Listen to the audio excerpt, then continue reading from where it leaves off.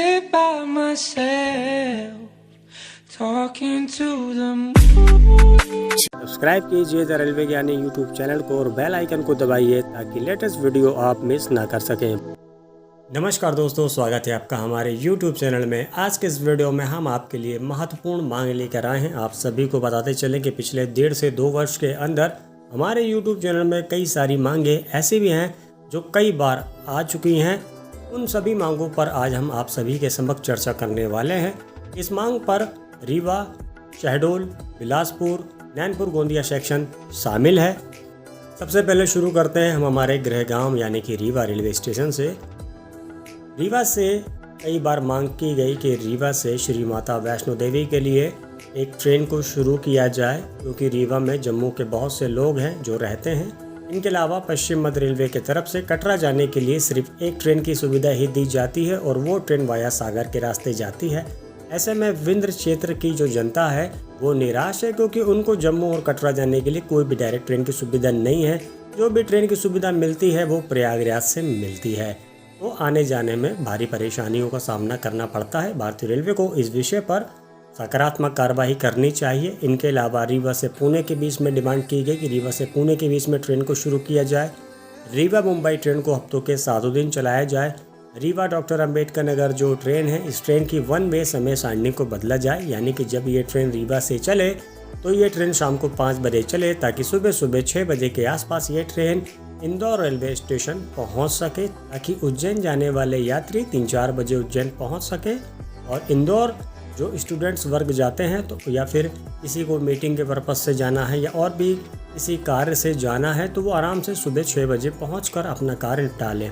वापसी की इस ट्रेन की जो समय सारणी है वो बहुत ही अच्छी है।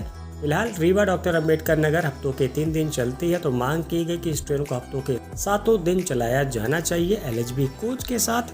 हालांकि जयपुर में इस बार जो बैठक हुई है 2024 की all India time table committee की, उस पर रीवा डॉक्टर अंबेडकर नगर ट्रेन का मुद्दा गया है। अब देखिए क्या नतीजा निकल के आता है।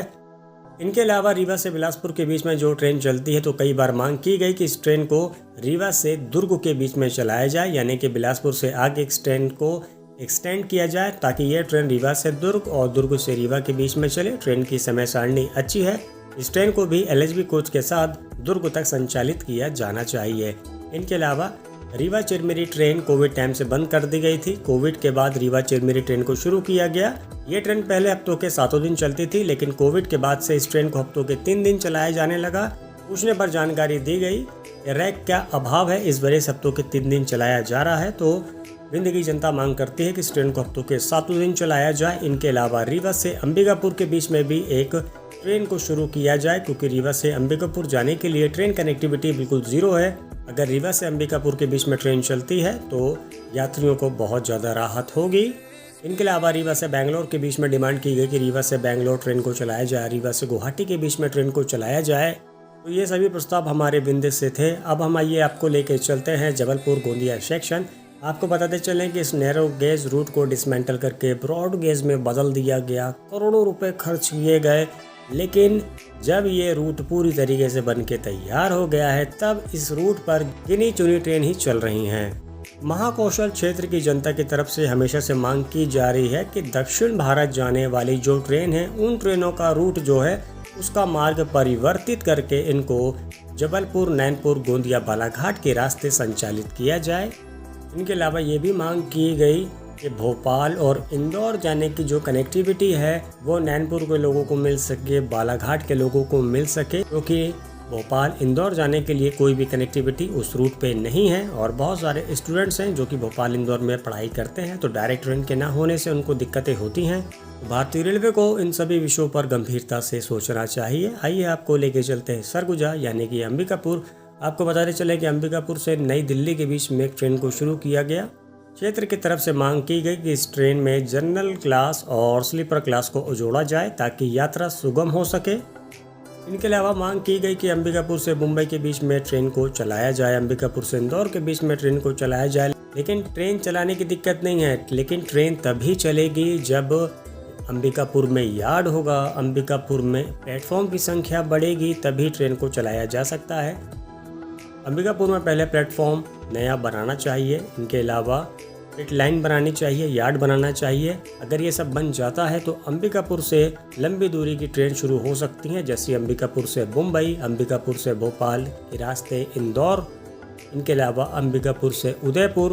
अगर पिट लाइन वगैरह ये सब बन के तैयार होंगी तभी भविष्य में अंबिकापुर से लंबी दूरी की ट्रेनें चल सकेंगी, नहीं तो किसी भी प्रकार का कोई भी ट्रेन का चल पाना बहुत ही ज़्यादा मुश्किल है। यही हाल शहडोल का भी है, क्योंकि शहडोल की जनता भी बोल रही है कि शहडोल से मुंबई जाने के लिए एक नई ट्रेन की सुविधा दी जाए। हालांकि शहडोल नागपुर ट्रेन तो शुरू हो गई है। इस ट्रेन को शुरू कराने का जो पूरा श्रेय जाता है वो वहाँ की माननीय सांसद हिमाद्री सिंह को जाता है। उन्हीं के इस परिश्रम से शहडोल नागपुर ट्रेन की सुविधा शहडोल वासियों को मिल सकी। हालांकि शहडोल में पिट लाइन वगैरह अगर बनती है तब शहडोल से नई नई ट्रेनों का संचालन कर पाना सही रहेगा, वरना बहुत ही ज़्यादा मुश्किल आएगी। इनके अलावा आपको बताते चलें कि कोविड के पहले अंत्योदय टाइप की ट्रेन चला करती थी। ये ट्रेन आम आदमियों के लिए एक वरदान साबित हुआ करती थी, लेकिन कोविड के बाद से इस ट्रेन को हमेशा के लिए बंद कर दिया गया। यात्री आज भी मांग करते हैं कि अंत्योदय एक्सप्रेस ट्रेन को चलाया जाए, लेकिन रेलवे ने अंत्योदय ट्रेन की जो सर्विस है उसको हमेशा के लिए सस्पेंड कर दिया है। इस विषय पर भारतीय रेलवे को एक बार पुनर्विचार करना चाहिए ताकि अंत्योदय ट्रेन चले, ताकि आम आदमी भी इन ट्रेनों में यात्रा आराम से कर सकें। इनके अलावा अंबिकापुर के 2 रेलवे लाइन प्रोजेक्ट्स हैं, अंबिकापुर बारवाडी, अंबिकापुर रेणुकूट रेलवे लाइन। चिरमिरी से भी एक लाइन कनेक्ट हो रही है जो कि चिरमिरी नागपुर हॉल्ट है। ये सभी मांगे 1.5 से 2 वर्ष पहले से हो रही हैं, जो कि अभी तक हो रही हैं। रेलवे को इन सभी विषयों पर सकारात्मक कार्रवाई करनी चाहिए। तो फिलहाल यही सब 1-1.5 साल से लंबित मांगे हैं जो कि आप सभी के समक्ष हम लेकर आए हैं। आप सभी लोग कमेंट सेक्शन पे अपना महत्वपूर्ण सुझाव जरूर दीजिएगा। बस आज के वीडियो में इतना ही। बहुत बहुत शुक्रिया वीडियो देखने के लिए। वीडियो अगर पसंद आए तो वीडियो को लाइक कीजिएगा, चैनल को सब्सक्राइब कीजिएगा और कमेंट करके बताइएगा वीडियो आपको कैसी लगी और क्या है आपका सुझाव। मिलते अगली वीडियो में।